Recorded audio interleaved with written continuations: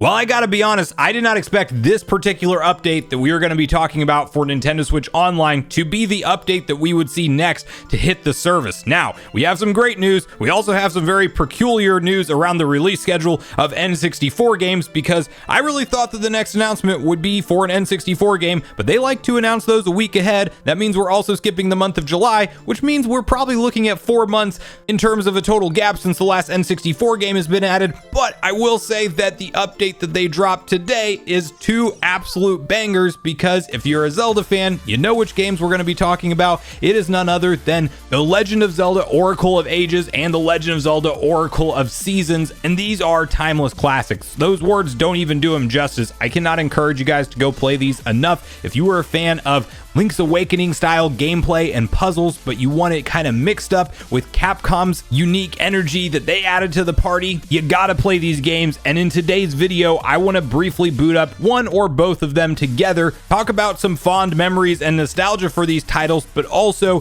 have a broad conversation on what we can expect next in terms of Nintendo Switch Online updates from here, because as mentioned, there are certain big gaps with big systems on the service, and we need to get on the same page with all of the new details right now. What's up, nation? Make sure you like, subscribe, and turn on your bell notification if you haven't already. And as mentioned, guys, even though we have some glaring gaps in the NSO lineup, this is still a very happy day and a happy video, because we have freaking Legend of Zelda Oracle of Ages and Seasons now playable. Now, the cool thing about these games and when they were released is they kind of focused in on different core elements within the Zelda franchise in each one. I always remembered Oracle of Ages being far more puzzle based and Oracle of Seasons being a little bit more action dungeon based. They each have their own strong points, but they complement each other perfectly. And yes, you will see similarities throughout the games as you play them. They were released at the same kind of as a dual project, but there's also a really cool reason on why you will want to complete both. And we will get past the very opening section here and actually into some gameplay. So right out of the gate, nostalgia flooding back as we get our sword. There's a nice story heavy opening to this game, and I do think that, you know, the story is actually one of the strong suits with the Oracle games, not to mention,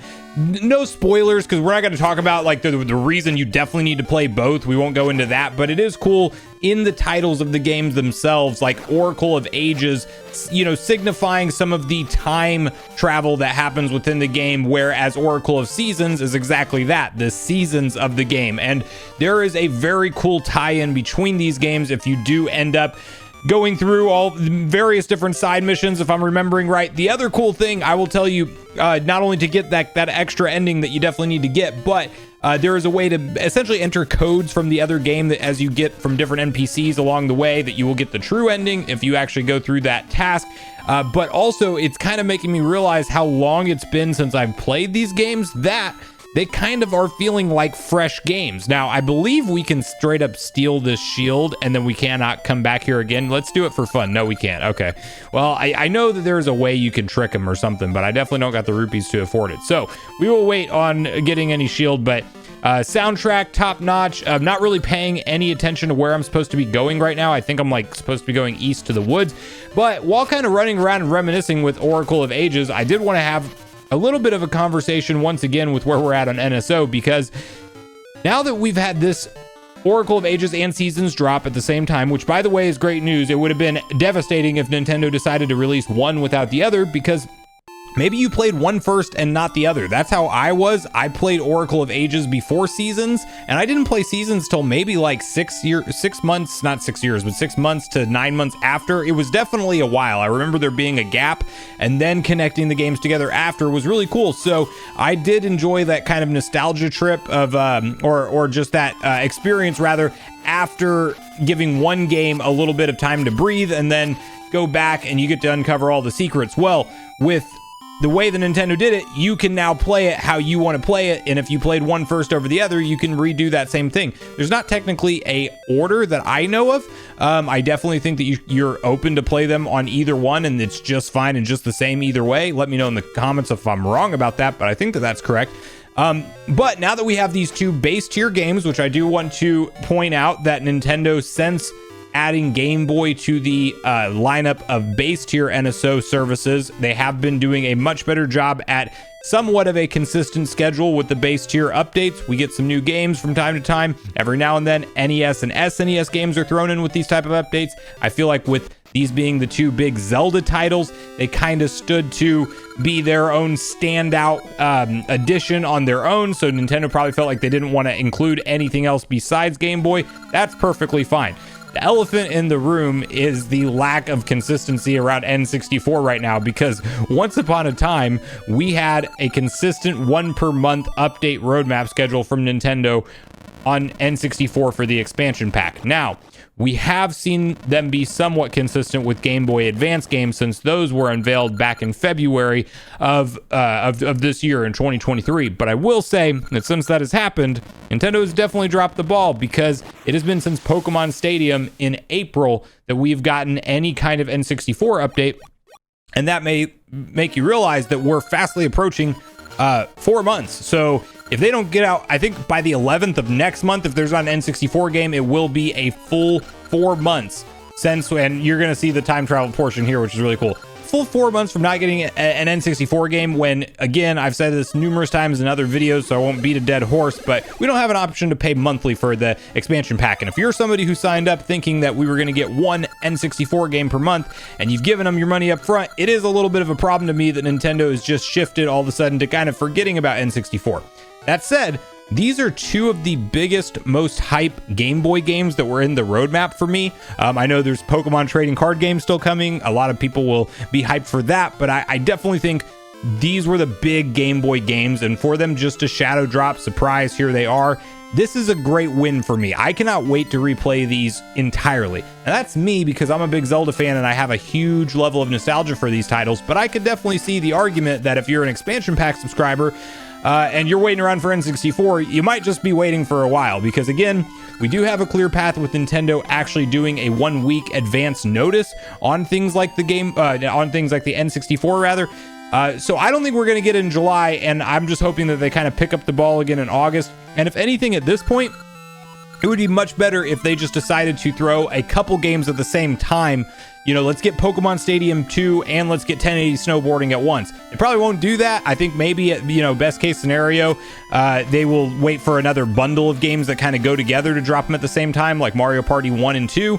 I don't know how many of those would even be left in the N64 library. We still have Mario Party 3 to look forward to, 1080 snowboarding, Excite Bike 64. They're still missing games.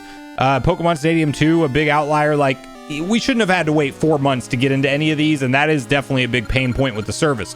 It is nice, though, I will say, on the other hand, and the other side of the coin, that when it comes to base tier updates, they're just there. There's no advance warning. It's just when it comes to getting them, it's a tweet or a zeet now, I think, on x.com instead of Twitter. What's going on over there? I don't know. Anyway, it's just a surprise shadow drop, and you can actually hop straight into the games. I really like to see that. Maybe they start to go that way with N64, but if they don't, we are definitely in a wider gap than we've ever seen before. Not to mention the fact that systems like the Sega Genesis, while they sometimes get updates, it is also wildly inconsistent. So you have two of your big draw systems behind the expansion pack that have not been consistent so far. Game Boy Advance has been better since launch, but one thing to remember with NSO, and I'm pretty confident it will always stay this way, Nintendo tends to front load good updates whenever they just announce a brand new console, and they tend to quickly back off of that cadence whenever it's kind of, they've gotten some of the big titles out of the way, if you will. We saw them stick to that one per month new N64 game for the longest time. They got through a lot of their big heavy hitters with N64, even though we're still missing plenty, and they decided, we're going to go skip 4 months all of a sudden. So you can never tell with Nintendo. I will tell you, though, as much as I am complaining some about the N64, because I really thought that was going to be something that we would get the update for this month, I have two games that I legitimately want to play through for me personally, so I'm very happy with the additions that we did get in the month of July. That said, before we know it, we're going to be in August. At some point, we are also going to be talking about a Nintendo Direct very soon, because in the month of September, it'll be, hopefully towards the beginning of September, it'll be a Direct. Maybe we get some more updated roadmaps, some more communication around what's going on with the future of NSO, but for now, look forward to, I guess, more consistent base tier updates, which is really nice. We have two of the most hyped Zelda games that you can play available to you right now, and we'll kind of work backwards here, because I do actually want to get this piece of heart real quick. Again, such a great game, guys. I can't recommend this to you enough. Definitely boot this up. Go through both Oracle of Ages and Seasons as you get time. I don't remember how lengthy they are. I'm very excited to replay through these things start to finish. I did have a 100% file on each game, and that was like a big achievement for me back in the day. So I personally can't wait to get back to it. I want to hear from you guys on what you hope we see from NSO next. Are you upset that at the length of time in between, updates with N64? Are you just very happy that we actually have Oracle of Ages and Seasons, and that they got dropped at the same time on the same day, so you don't have to wait to play one then the other? And also, bonus question, what do you think we're going to see at the September Direct? Do you think we're going to have any new systems on the table? I don't expect GameCube or anything massive to be announced, but I would love to hear if you think that that is the case. I also, think for the foreseeable future, since we already got new systems in February, that we probably won't get anything other than maybe content roadmap updates, but what would you like to see personally? So regardless of your thoughts and feelings on everything we talked about today, I do look forward to hearing from you all in the comments down below before you leave the video, as I do look forward to getting a back and forth conversation started with you all around these topics. Go watch yesterday's video next if you haven't already, which is on screen right now. Also, make sure you like, subscribe, turn on your notification bell, and I will see you guys in the next video.